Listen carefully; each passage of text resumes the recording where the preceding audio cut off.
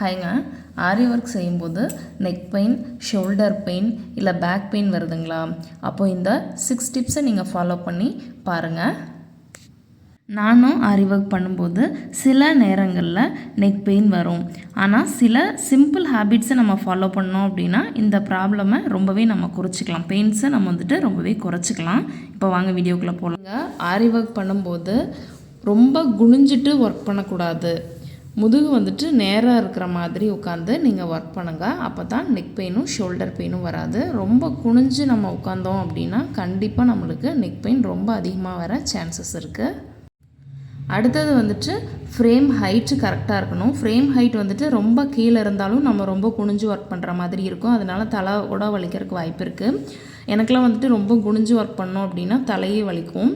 அதனால் நெக் பெயினும் அதிகமாக வரும். ஃப்ரேமை செஸ்ட் லெவலுக்கு கொஞ்சம் பக்கத்தில் வச்சு ஒர்க் பண்ணுற மாதிரி பார்த்துக்கோங்க. அடுத்தது டிப் நம்பர் 3 கண்டிப்பாக நீங்கள் பிரேக் எடுக்கணும். இப்போ நம்ம ஒரு ப்ளவுஸ் ஒர்க் பண்ணுறோம் அப்படின்னா 2-3 மணி நேரம் நம்ம தொடர்ந்து ஒர்க் பண்ணக்கூடாது. நம்ம ஒர்க் பண்ணணும் அப்படின்ற அந்த ஒரு எண்ணத்தில் ஒர்க் பண்ணணும் தான்.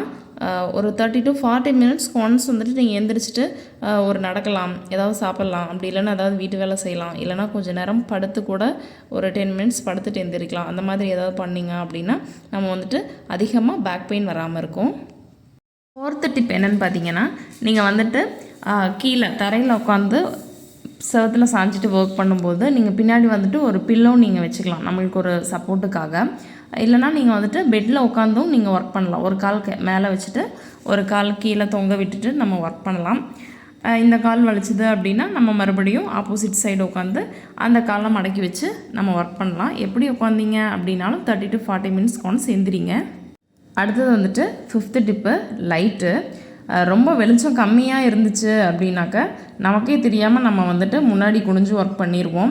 பிரைட் லைட் யூஸ் பண்ணிக்கோங்க. ரொம்ப குனிஞ்சு ஒர்க் பண்ணும்போது நம்மளுக்கு பேக் பெயின் ரொம்ப அதிகமாக வர்றதுக்கான வாய்ப்பு இருக்குது.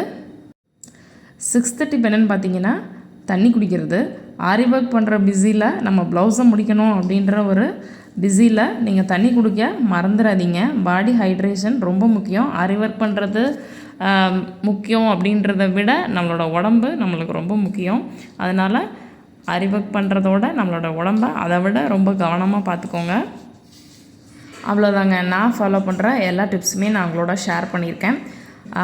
நாளைக்கு ஒரு நல்ல வீடியோவில் நான் உங்களை மீட் பண்ணுறேன். Bye bye. அப்படியே நீங்கள் நெக்ஸ்ட்டு ஆரி சம்மந்தமான எந்த வீடியோ நீங்கள் எதிர்பார்க்குறீங்க அப்படின்றத இந்த வீடியோவுக்கு கீழே கமெண்ட் பண்ணுங்கள். அடுத்தடுத்த வீடியோவாக நீங்கள் கேட்குற வீடியோஸை நான் கொடுக்குறேன்.